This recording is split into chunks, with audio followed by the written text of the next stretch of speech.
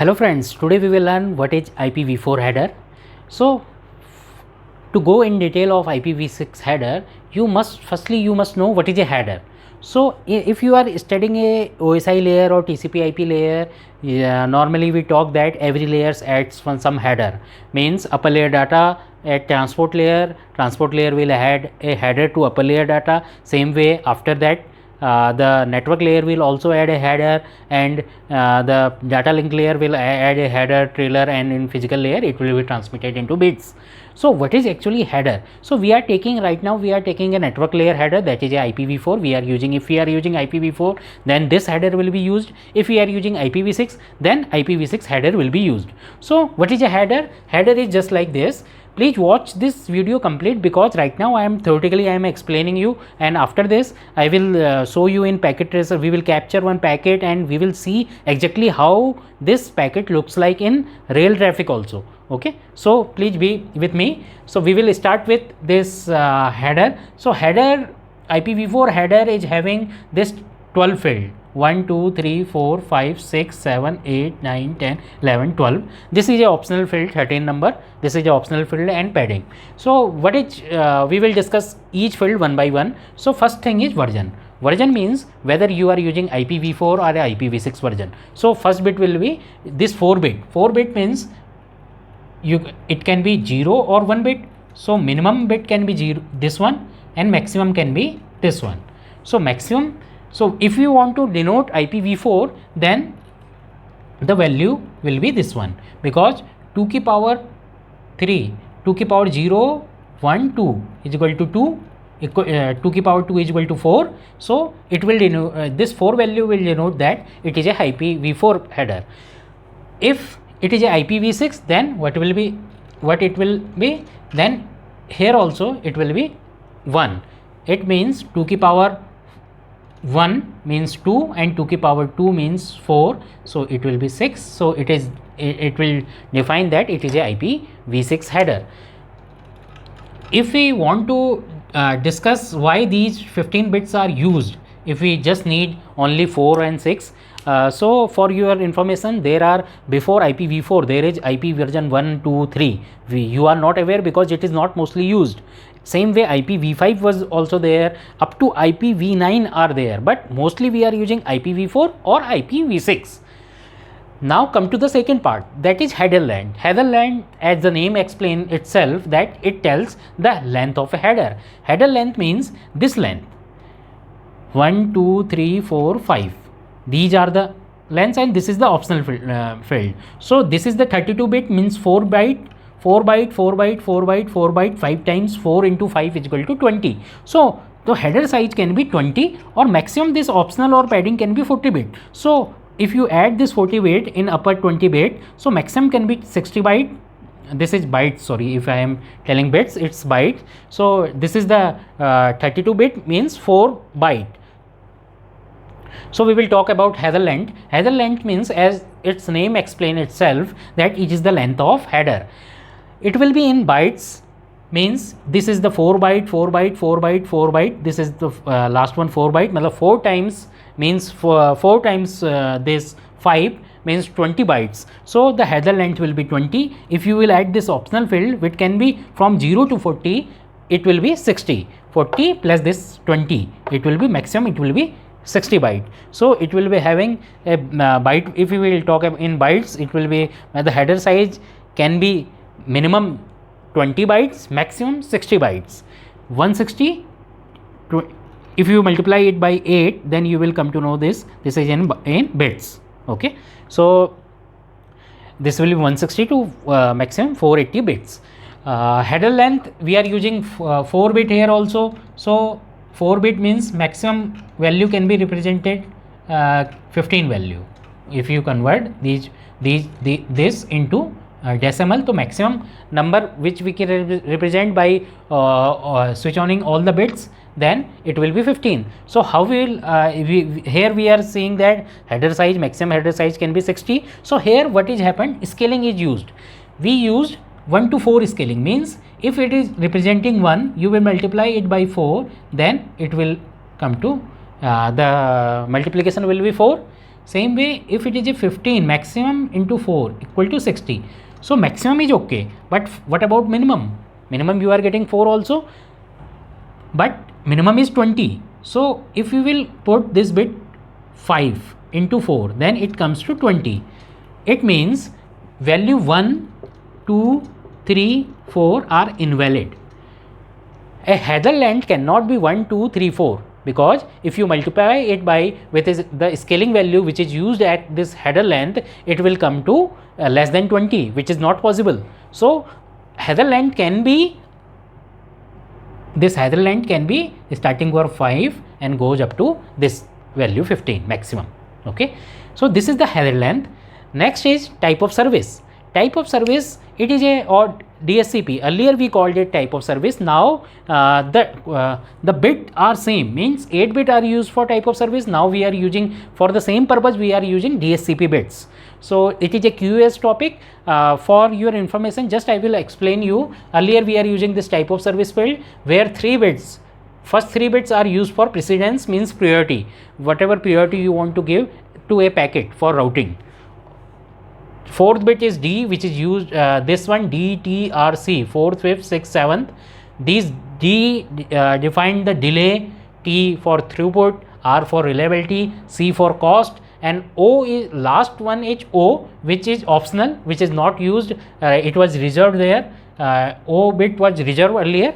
So this is how you can manipulate the value by putting on this value to 1 if you need a reliability, or if you need throughput, or cost should be minimum. So if you put on this way this value, so the node which are coming in between, they will know that it needs a reliable communication, or it needs the cost should be less. So by putting on these value, you can define the type of service, means the quality which you, whatever traffic you are having, accordingly you can set this type of service. So after earlier we are using this type of service, now we are using DSCP. So now these bits are used in this way.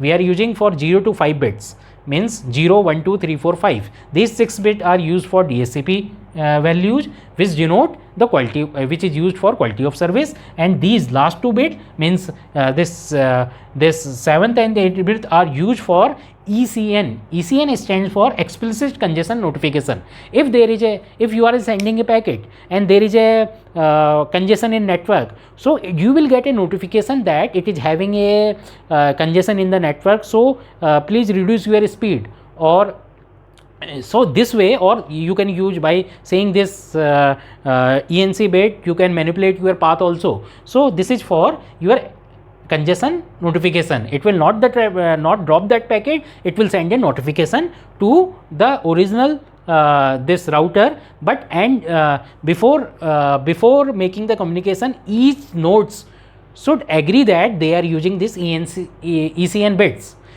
So this is just for information. When we will discuss about type of service or DSCP, we will go in detail also. Next is total length. This is a 16-bit length, means total length means if you add this header plus this header will be added to what? It will be added to upper layer data. So if you add this network layer header to upper layer data, the total length, its length can be, the header length can be from 20 to 60 bytes, and this upper layer data, there will be some data which is before which you are adding this header, so it will tell after adding that data what will be the total length. So it is having 16 bit means 2 की power 16, these are the bytes which it can represent maximum. So 65535, these are the bytes which it can carry, including this header. So header is 20 bytes, so it can maximum, it can, if you minus 20 bytes from this, it is having 65515 bytes. So this is the upper layer data which it can carry maximum. If it is a 60 bit, so if it is having a header size of 60 bytes, then you minus 60 byte from this, accordingly you will get the payload or upper layer data. So this is the range which maximum total length can be 65535. It means it is having, if it is carrying a 20 byte header, it is having 65515 bytes upper layer data. Next is identification bits. Identification bits are used to identify, there are a process of segmentation or fragmentation. When segmentation is different, fragmentation is different. Segmentation is done at transport layer, but fragmentation is done to fragment the packet. If you are having a large packet and you divide it in small fragment, why we need this fragmentation? Because each device has some limitation, how much maximum transmission unit it can support or MTU size it can support. Suppose a router supports 500 bytes and your capacity is this much, you can send this one, but router can support up to 500 1500. So what he will do, he will fragment the packet. So this is the, if some fragmentation is done in between, and at the last, the destination, at the destination it will be reassembled. So when it will be resembling, then by seeing this identification bits, it will come to know that which part I should, which segment I should, how to reassemble this one. It will give a sequence number, this assemble this one, then this one. So this is the identification bits which is used for identifying that fragmentation. Okay. Next is flag. Flag. These are the 3 bits are used for this flag. So flag, first bit is reserve, we are not using that way. Second bit is used for DF and MF. Third is MF. DF means do not fragment, means if you are setting, you can set 0 or 1. If you are setting 0 means you can fragment it. If you are setting 1, it means you cannot fragment it. If it is set to 1, then if a router receive a packet which is having 1 DF bit set, then it will drop that packet because it cannot fragment, and it will send to notification to that router who has sent that he has dropped the packet because DF bit is set to 1. So what he can do, he can again send that packet by putting this DF bit 0 so that the router can send. So if you want to check whether your device are in a network, your device are how much maximum size it can take, so you can set this this DF bit 1, then you will come to know that which router is dropping that packet. So this is the use of DF or do not fragment bit.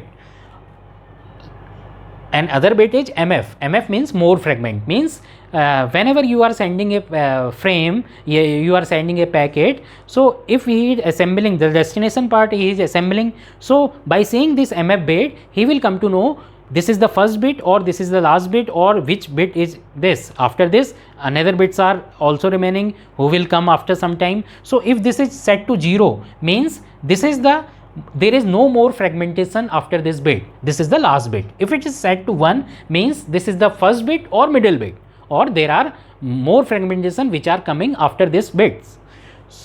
With this way these flags are used. Fragment offset. Fragment offset, it tells how many bits ahead of a packet. Means if you are sending a packet, by saying this bit 1, you will come to know that it is the first or middle bit, means more packets are coming after this, but how much data is pending, you can by fragment offset, it will denote how many bits are remaining after this packet. So it will be in a scale of 8, means whatever number you are having, whatever number you will get from this, you multiply that into 8, then you will come to know how many bits are remaining ahead of that packet. This is the fragment offset. Now I will come to time to live. Time to live is used, what happens whenever you are sending a packet. Suppose you are sending a packet to a router. So there are 3 routers.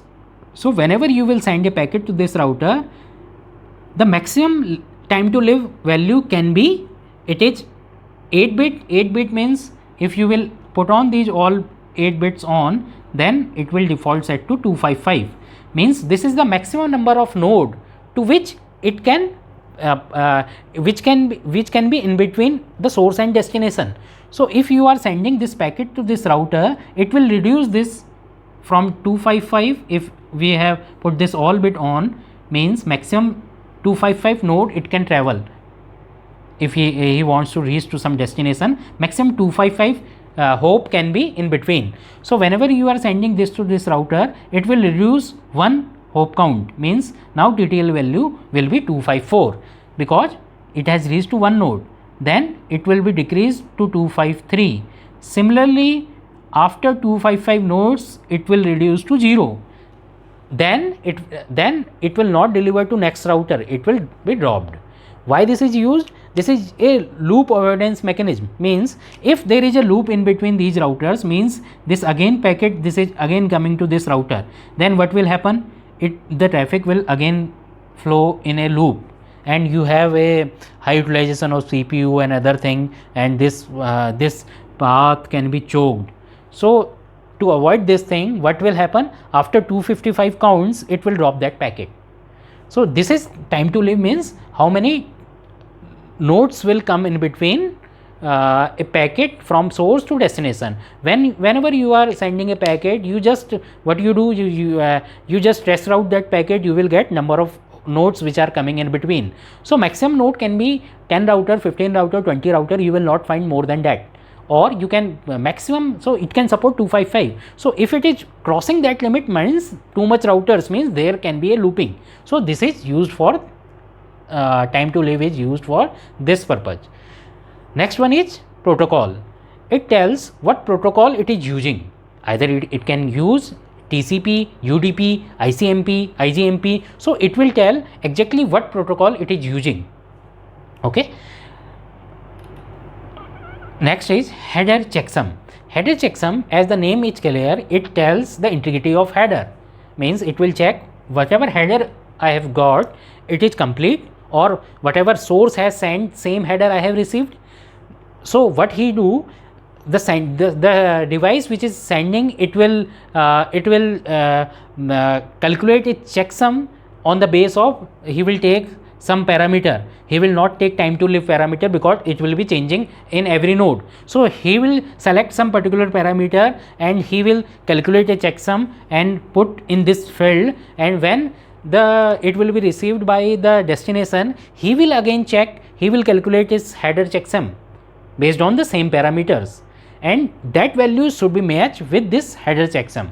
So he will come to know that whatever source has sent the header, same header I have received. So this is used for that purpose. Next is source address.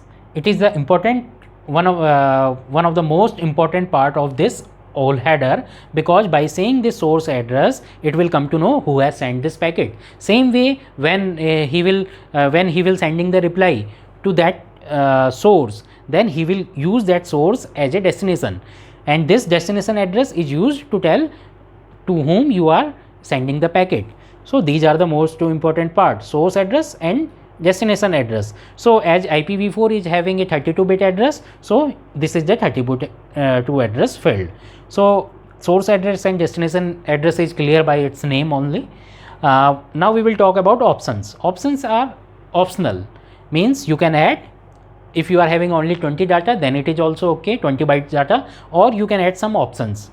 So it can be maximum, it can be 0 to 40. What is padding? Padding means if you are having some data, so data should be in the format of 32 bits. Means if you are having some data, upper layer data, which is having a 30 bit only, suppose you are having a data which is having 30 bit, so it will not fit in this parameter because it must be 32 bit. So what he will do, he will add some padding. Padding means, just for example, if you are sending one courier and you are whatever you are sending, it is not coming, whatever container you are taking, it is not fitting in that container. So what you will do, you will add something so that it will not in between when you are transporting that item, it will be not damaged. So what you will wrap it with some polythene, or you will add some thermocol pieces or something, so that it will be fit in that packet. Same way, you are adding this padding so that it can be reach up to 32 bit limit. So what you will do, you will add some bits for padding. So it is there will be no information, and it is only for padding purpose, so that it 32 bit this can be completed. So this is the main concept of this IPv4 headers. We have discussed all the field. Now what we will see, we will capture a packet in Wireshark and see whatever the fields actually we get in a live environment, how these packets looks like. Okay. So after theory, now we will see the practical also for this IPv4 header. So to capture live packets, we will use this Wireshark app. We will just open that Wireshark app, and in capture you just see what are the interfaces you have. So here these are the interfaces. So this is the interface which is by which this internet is connected. So what I will do, I will just make some traffic on this internet. Okay, so if you will have some traffic on internet, so it will saying it will you will see the packets here. So you start capturing. Okay, so it will start capturing the packets. Okay, after few packets you can stop these packets, and now you can analyze these packets. So just we are taking one of the packet. Okay, suppose we have taken this packet, then this is the frame, this is the Ethernet frame. Okay, which frame it is? It is Ethernet type 2, and this is the Internet Protocol version 4 IPv4. So we will click on this, and if we will click on this, the version is 4. This is the header length field, 20 bytes. This is the DHCP field. Okay, this is the total length, identification, flags, do not fragment is enabled. So this way, this is the protocol type, fragment offset, time to live, protocol type TCP, then header checksum, this is the source IP, this is the destination IP. Okay, so these are the actual headers. If you will click on this, it will show you the description also, header checksum, it will show you all the things. So now it is clear that whatever we have learned, you have seen that practical also with this Wireshark. So with this Wireshark you can capture the packet, and accordingly you can check what are the what is inside the frame, or what is inside this TCP protocol or something. You can, if you want to check, you can check from this. So I think this Internet Protocol version 4, now this header type is clear, and you are aware of, now you are compatible with this IP version 4 header, and you are aware what are the fields inside this header. Thank you for watching this video.